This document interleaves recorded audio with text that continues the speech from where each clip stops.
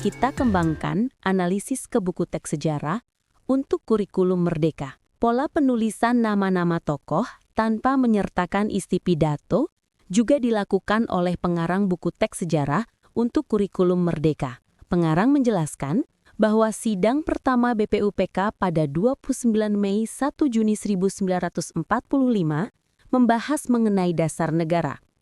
Dalam sidang tersebut, ada 4 orang tokoh yang menyampaikan usulan tentang dasar negara, yaitu Moh Yamin, Ki Bagus Hadikusumo, Supomo, dan Soekarno.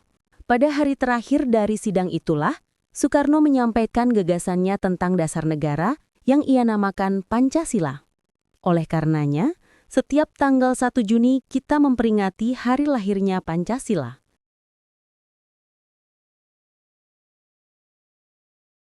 Narasi buku teks untuk kurikulum merdeka menarik untuk dicermati. Antara lain, kata dasar filsafat negara diganti dengan dasar negara.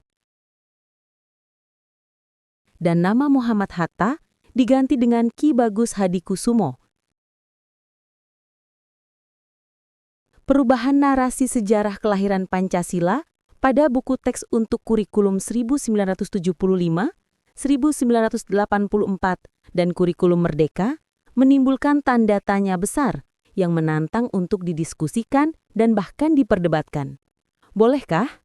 Narasi sejarah adalah konstruksi sosial, sehingga terbuka untuk dipertanyakan, didiskusikan, dan bahkan diperdebatkan. Mendebatkan narasi sejarah justru perlu dikembangkan pada semua jenjang pendidikan. Sebagai trigger, narasi sejarah Pancasila pada buku teks untuk kurikulum 1984 dan kurikulum merdeka mengandung masalah. Antara lain, 1. Hatta sudah menjelaskan bahwa Bung Karno lah satu-satunya yang tegas-tegas mengusulkan filosofi Grundslag untuk negara yang akan dibentuk. Tapi mengapa pada buku teks untuk kurikulum 1984, pengarang masih menuliskan, beberapa tokoh pemimpin bangsa antara lain Mr. Muhammad Yamin, Dr. Andes Muhammad Hatta, Dr. M.R. Supomo, dan Insinyur Soekarno?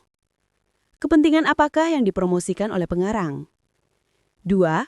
Pada buku teks sejarah kurikulum merdeka, pengarang menyatakan, dalam sidang tersebut ada 4 orang tokoh yang menyampaikan usulan tentang dasar negara, yaitu Muhammad Yamin, Ki Bagus Hadikusumo, Supomo, dan Soekarno. Mengapa pengarang mengganti kata dasar filsafat bagi negara menjadi dasar negara dan memasukkan nama Ki Bagus Hadikusumo? Bukankah dasar filsafat negara berbeda makna dengan dasar negara? Kepentingan apakah yang dipromosikan oleh pengarang?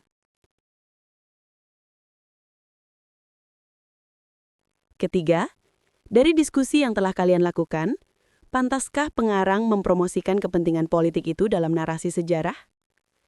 Marilah perjalanan kita dalam menganalisis narasi sejarah Pancasila, kita tutup dengan refleksi bersama.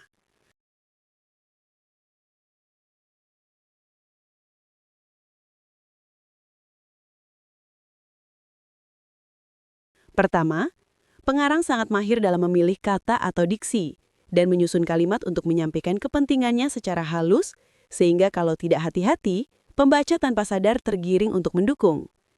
Kedua, pembaca harus bersikap skeptis, dalam arti selalu waspada tingkat tinggi terhadap opini pengarang. Pembaca juga harus meningkatkan kompetensi literasi sejarah dengan cara membaca kata per kata dan berulang kali atau close reading. Keterampilan itu sangat penting agar kita tidak terperangkap pada narasi manipulatif yang sangat banyak ditemukan pada portal digital dan media sosial. Salam literasi sejarah. Terima kasih.